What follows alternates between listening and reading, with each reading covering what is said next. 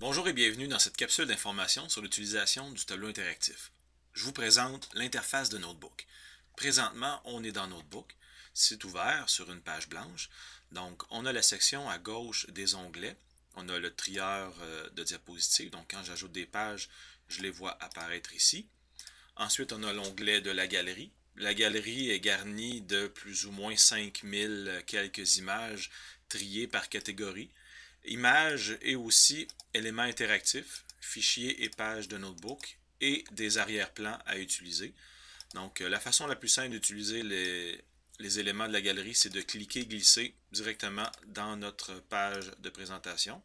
Donc, il y a des éléments interactifs, entre autres, sur lesquels on peut agir. Donc, ici, on a une balance où je retire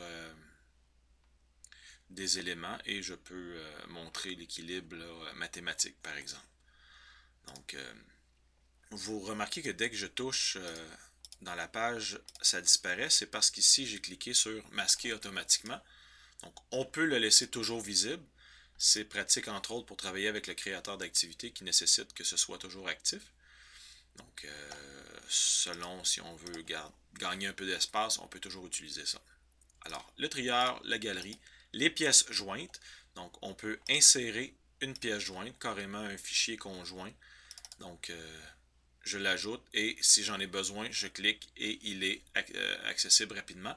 Et ce qui est intéressant, c'est quand on partage notre fichier Notebook à quelqu'un, le fichier va suivre, va être avec la présentation Notebook, va être intégré. Donc, vraiment intéressant pour ça. On en reparle plus tard dans des pièces jointes. On a l'onglet des paramètres. Donc, dès que je touche un objet, je peux modifier des paramètres. Donc, je pourrais changer ici. Ah, là, on était dans l'arrière-plan, dans les éléments de la page. Ici, on pourrait changer la transparence de l'objet, exemple, ou lui donner une animation. Donc, c'est à explorer. On a la page, l'onglet, pardon, des modules complémentaires, où on a GeoGebra et ainsi de suite. On en reparlera dans une autre capsule.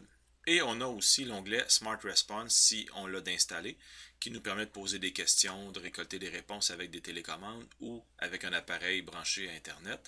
Ce sera le sujet d'une autre capsule. Donc voilà pour les onglets que l'on retrouve à gauche, en plus des flèches de navigation, ajouter et enlever une page. Alors maintenant, on va regarder en haut, dans la barre des outils. Alors on a la première section qui est les actions et la dernière section qui sont les outils. Donc, changer de page, annuler, rajouter une page, supprimer la page, enregistrer. On peut ouvrir un fichier aussi. Un élément très important, c'est afficher les écrans. Donc, c'est ici qu'on va accéder, exemple, à mettre ça en plein écran ou changer l'affichage pour avoir la largeur de page complète plutôt que la page entière, donc ou page complète. Et on peut jouer avec les zooms, mais habituellement, plein écran va être très utile. On fera une capsule aussi sur l'arrière-plan transparent. L'affichage double page aussi peut être utile si on veut afficher deux pages côte à côte. Alors, on peut revenir à page unique. On a un bouton qui nous permet de supprimer. Donc, si j'ai, exemple, un élément et que je veux le supprimer, ben, je peux faire ça ici rapidement aussi. Les outils de capture d'écran qui me permettent de faire des captures d'écran selon certains paramètres que l'on trouve dans la petite barre d'outils.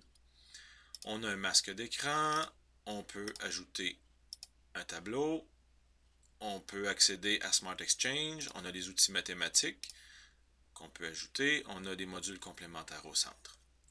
Et maintenant pour la barre des outils, donc on a l'outil de sélection qui est la flèche. Et remarquez que les paramètres apparaissent dès que je choisis un outil. Donc les crayons ici, vous voyez un petit triangle signifie que j'ai des options supplémentaires accessibles. Donc dans les crayons, on a différents types de crayons. Alors pour être plus créatif, crayon texte qui transforme l'écriture en texte, et ainsi de suite. Donc c'est à essayer. La reconnaissance de forme est très intéressante pour corriger un peu notre main imparfaite parfois. On a des formes géométriques. Encore là, les petits triangles nous permettent d'avoir des options supplémentaires. On a l'outil texte qui nous permet de taper. Donc, on a des présélections de taille de texte et de police mais on peut toujours modifier la taille, la police, ainsi de suite, la couleur. Donc, on a un outil de ligne aussi. Les polygones réguliers, qui vont jusqu'à 16 en utilisant les options du petit triangle. On a un outil de remplissage qui nous permet de combler des formes avec de la couleur. Et l'outil efface qui me permet de choisir la taille de l'efface que je veux avoir. Alors, c'est principalement les outils de la barre des outils. On peut déplacer cette barre-là, l'envoyer en bas. C'est suggéré même de le faire pour avoir un espace plus libre dans le haut de l'écran, parce que souvent dans la classe, les têtes des élèves sont dans le bas. Donc, on déplace la barre d'outils en bas pour libérer le haut. Et les élèves plus petits, ben, c'est plus facile pour eux d'y accéder. Et on a aussi personnalisé la barre d'outils, où on peut ajouter des boutons pour qu'ils soient directement accessibles. Entre autres, un outil qui peut être très pratique, c'est d'avoir plein écran.